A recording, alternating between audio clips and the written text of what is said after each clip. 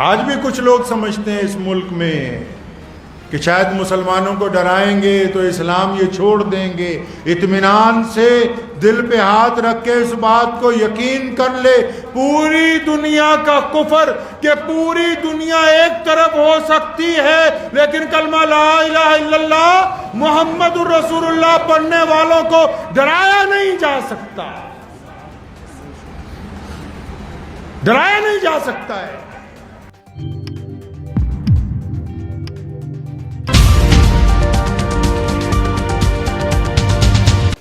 آج بھی کچھ لوگ سمجھتے ہیں اس ملک میں کہ شاید مسلمانوں کو ڈرائیں گے تو اسلام یہ چھوڑ دیں گے۔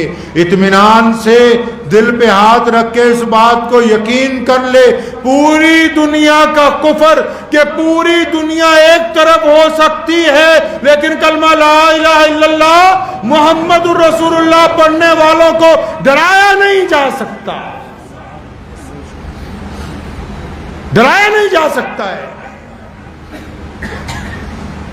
اللہ تبارک و تعالیٰ نے ہمیں دین ایسا عطا فرمایا، ہم تو بڑے پسماندہ لوگ تھے بھائی۔ آپ نے شاید یہ قصہ سنا ہوگا سیدنا عمر رضی اللہ تعالیٰ عنہ کا۔ اچانک دوپہر کو جب وہ خلیفہ بنے تھے تو دوپہر کو کئی بار اچانک کیبنٹ کی میٹنگ بلا لیتے تھے۔ ایک دن اچانک کیبنٹ کی میٹنگ بلائی، بڑے بڑے صحابہ سمجھے کوئی ضروری کام ہوگا، مئی جون جولائی کی تپتی دوپہریں ہیں، لوئیں چل رہی ہیں، ریت اڑ رہی ہے، سارے مسجد نبوی میں پہنچے۔ عمر ممبر کے اوپر کھڑے ہو گئے جا کے اور فرمایا صحابہ میں نے تم سے دو بہت ضروری باتیں کرنی تھی۔ اب سارے صحابہ متوجہ ہیں کیونکہ شاید کوئی نیا ملک فتح ہو گیا، کسی بادشاہ کی کوئی چٹھی آئی ہے، کہیں کوئی گورنر لگانا ہے۔ کام تو یہی تھے نا، وہاں خلیفہ کے کام تو یہی تھے کہ شاید کسی کو کوئی ایڈ دینی ہے، کسی کا مقدمہ آ گیا۔ ممبر پہ کھڑے ہوئے فرمایا میں تمہیں یہ بتانا چاہتا تھا اصل میں کہ جب میں بہت چھوٹا تھا، 10-12 سال کا تھا، تو جب قحط پڑ جاتا تھا ہمارے گاؤں میں تو میری ماں اپنی بہن کے گھر مجھے رہنے بھیج دیتی تھی،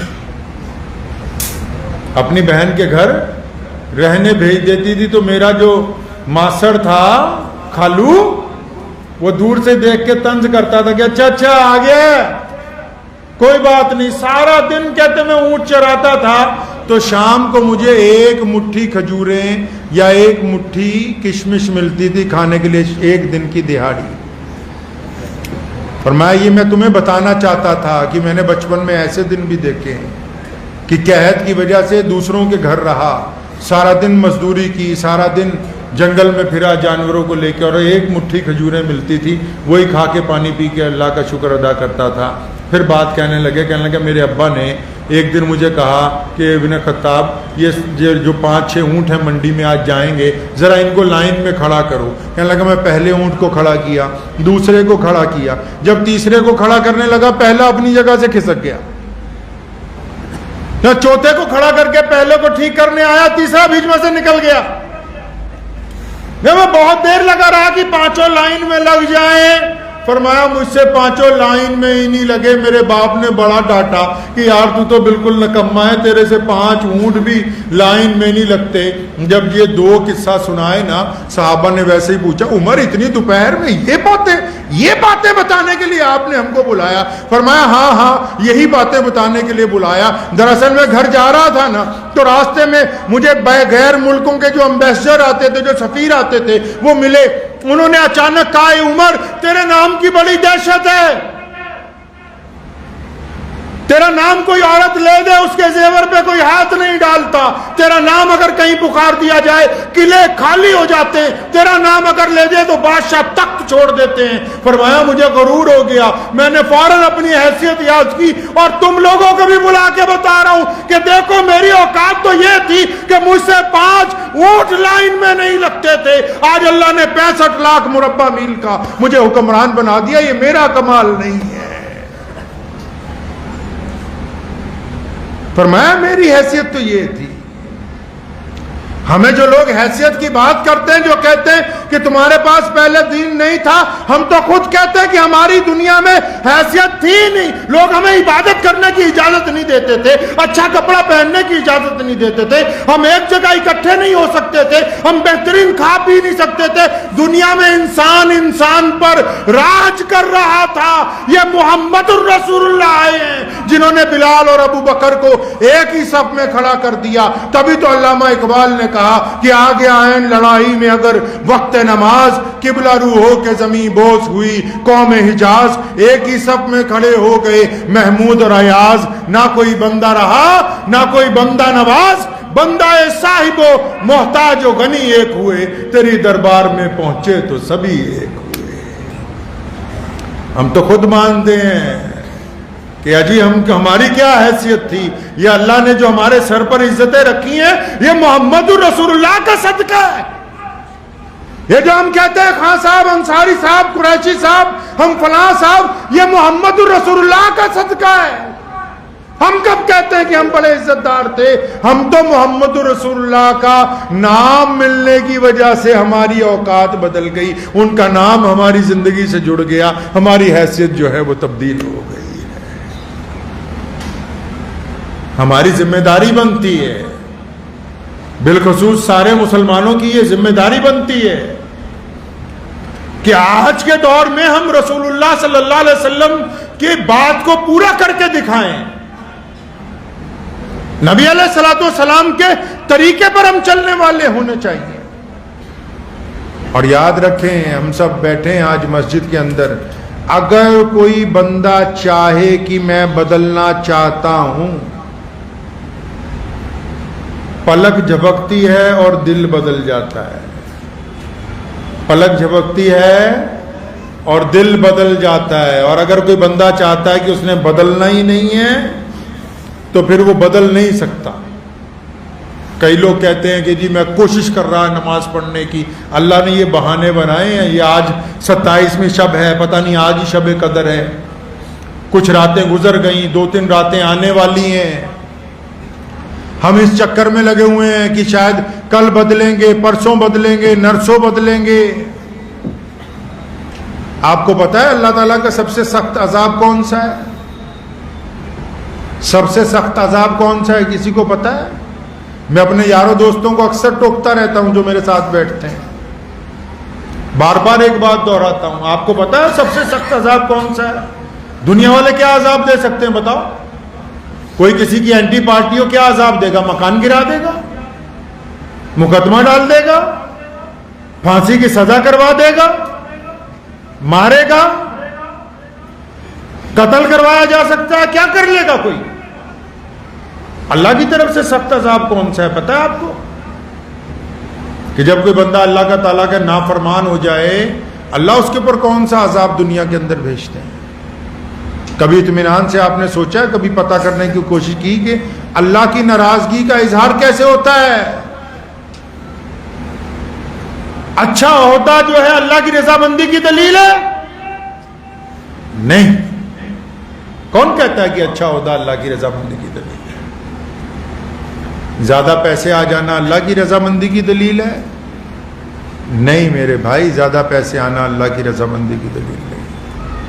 کوئی خوبصورت پیدا ہو گیا اللہ کی رضامندی کی دلیل ہے؟ نہیں. خوبصورت ہونا اللہ کی رضامندی کی دلیل نہیں. کسی کے لڑکے بہت ہو گئے, خاندان بڑا پورا ہے, وہ اللہ کی دلیل ہے رضامندی کی؟ نہیں. کون سی ایسی شے ہے جو اللہ تعالیٰ ناراض ہوتے تو بندے پر اپنا عذاب نازل کرتے ہیں؟ اگر اللہ کسی سے ناراض ہو جائے, ہم سوچتے ہیں بھی ایپل کا فون ہماری جیب میں ہے, بڑھیا مرسڈیز گاڑی ہم نے رکھی ہوئی ہے, اچھی سوسائٹی میں ہم رہتے ہیں, جی بہترین کھانا ہم کھاتے ہیں, صبح شام اللہ تبارک و تعالیٰ کی نعمتیں کھاتے ہیں, اللہ ہم سے بہت راضی ہے. نہیں, ان میں سے کوئی ایک شے بھی اللہ کی رضامندی کی دلیل نہیں ہے. ایک شے بھی اللہ کی رضامندی کی.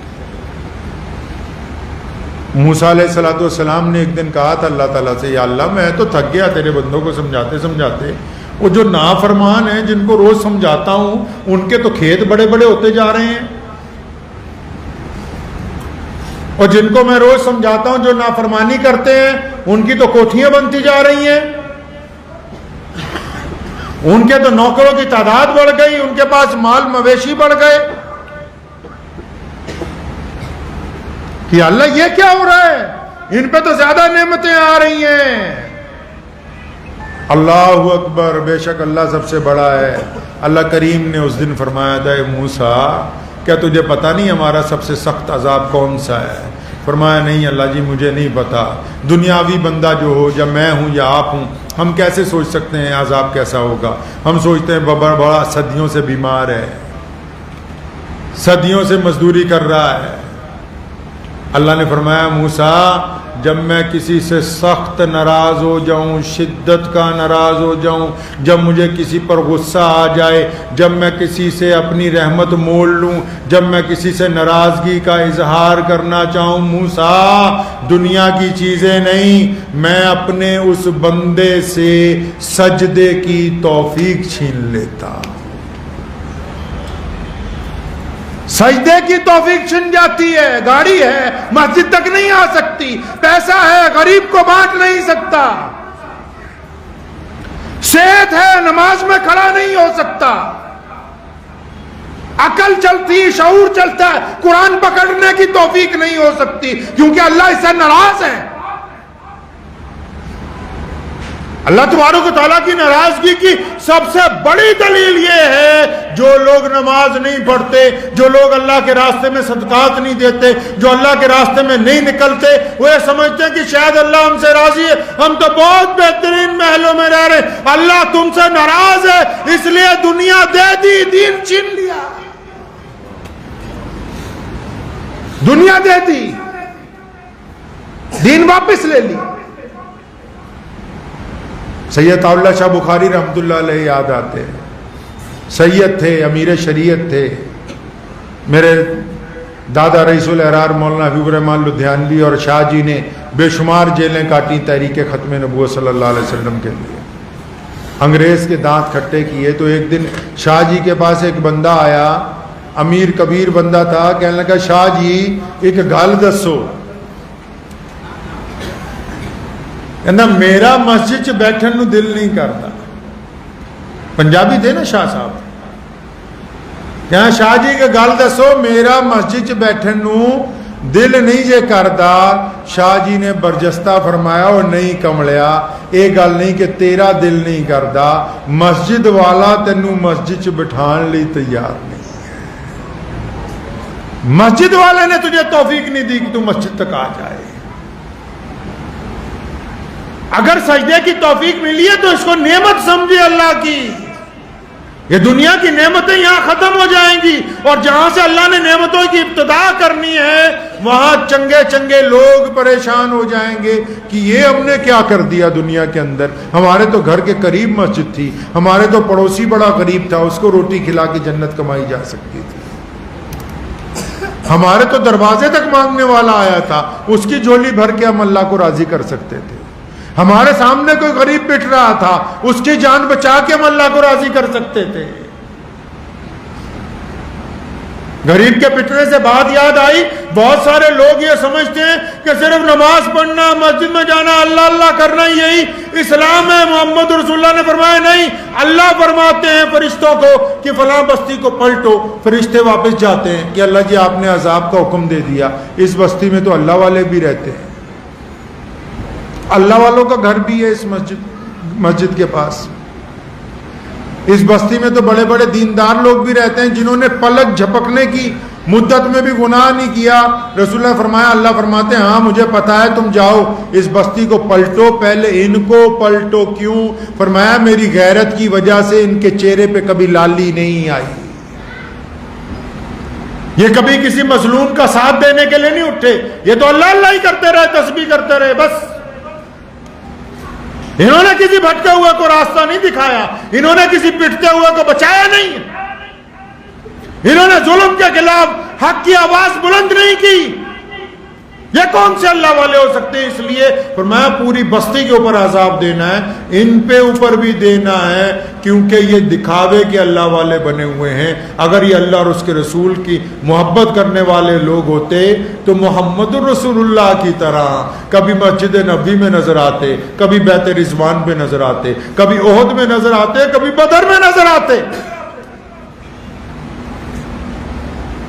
نبی اکرم صلی اللہ علیہ وسلم کا طریقہ جو ہے وہی سب سے اہم طریقہ ہے۔ آپ سے نویدن ہے کہ آپ ہمارے چینل کو سبسکرائب ضرور کیجئے گا تاکہ آپ کو وہ خبریں پہنچتی رہیں جن کو گودی میڈیا نہیں دکھاتا ہے، وہ ہم آپ تک پہنچانے کی کوشش کرتے ہیں۔ فی الحال اس ویڈیو میں اتنا ہی، ہمیں دیجیے اجازت، آگے پھر ملاقات ہوگی آپ سے کسی ایسی خبر کے ساتھ۔ تب